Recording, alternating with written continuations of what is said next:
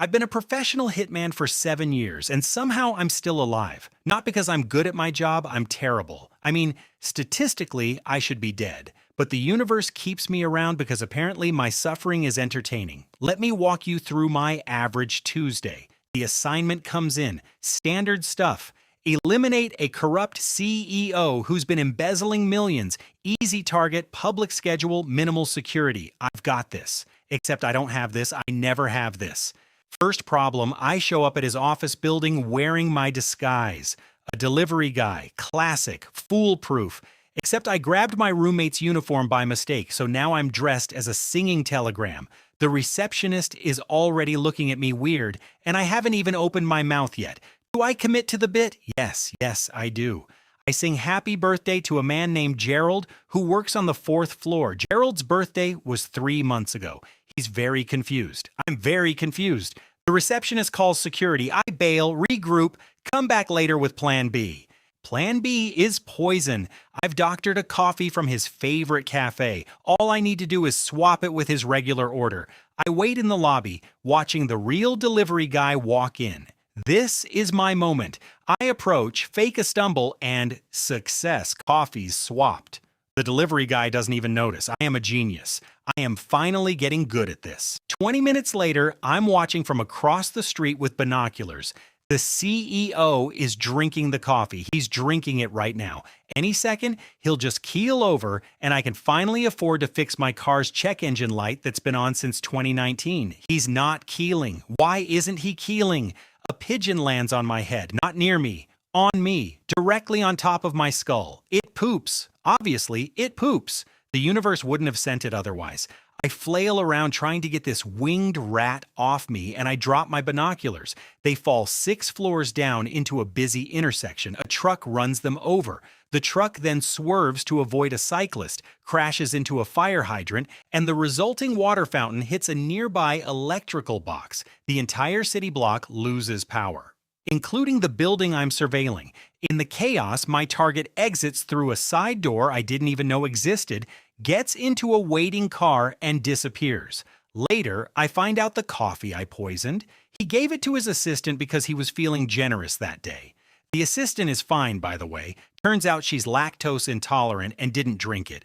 She gave it to the janitor. The janitor loved it, said it was the best coffee he'd had all week. I go home, rethink my life choices, consider becoming an accountant, but rent is due and my landlord doesn't accept excuses or sad stories about pigeons, so I take another job.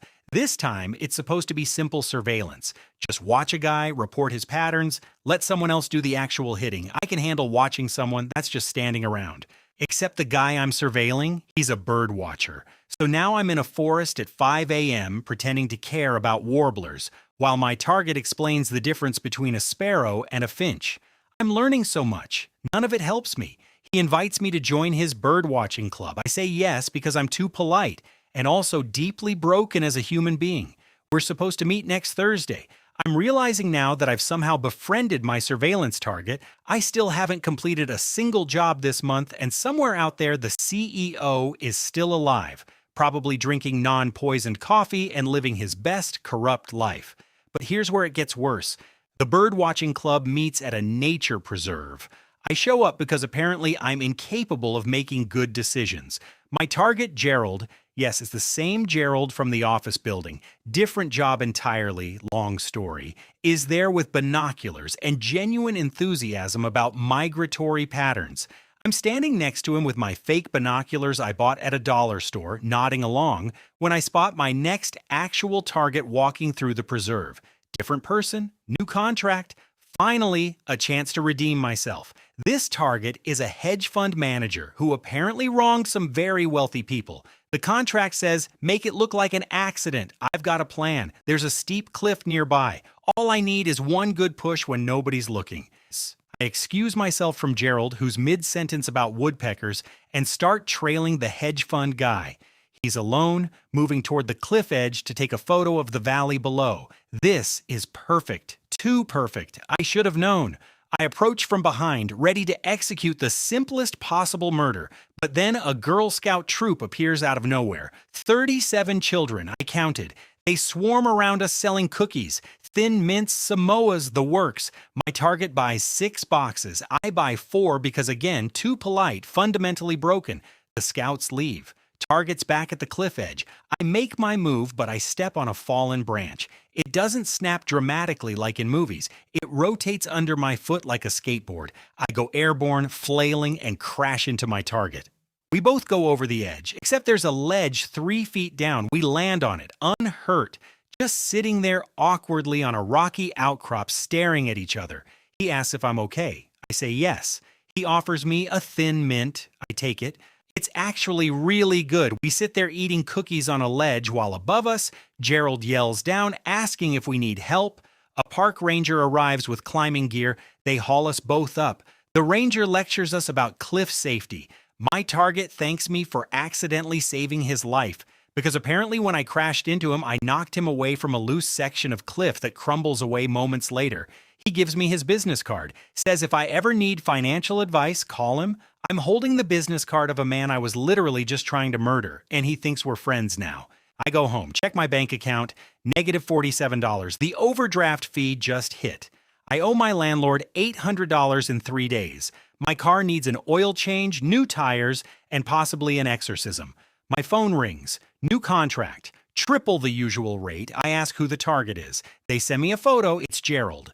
Apparently, he's not just a bird watcher. He's been embezzling from a wildlife conservation fund, using the money to finance illegal parrot smuggling. Gerald, the nicest man I've ever surveilled, is a criminal bird lord. The universe is laughing at me. I can hear it. Sounds like a pigeon. I accept the contract because I need to eat something besides stolen office donuts. But I'm starting to think maybe I'm not cut out for this line of work. Maybe the universe is trying to tell me something. Maybe I should have been an accountant. But it's too late now. I've got a bird-watching club meeting on Thursday, a target who trusts me, and absolutely no idea how this is going to go wrong, knowing my luck every possible way. I've been doing this for 7 years. 7 years of catastrophic failure, accidental friendships, and birds that hate me personally. I haven't successfully completed a single contract, yet somehow I keep getting hired. At this point, I think I'm less of a hitman and more of a cosmic punchline. But rent's due Thursday, right after the birdwatching meeting, and Gerald's not going to embezzle himself into the afterlife. So I guess I'll keep trying, keep failing, and keep wondering why I didn't just become an accountant when I had the chance.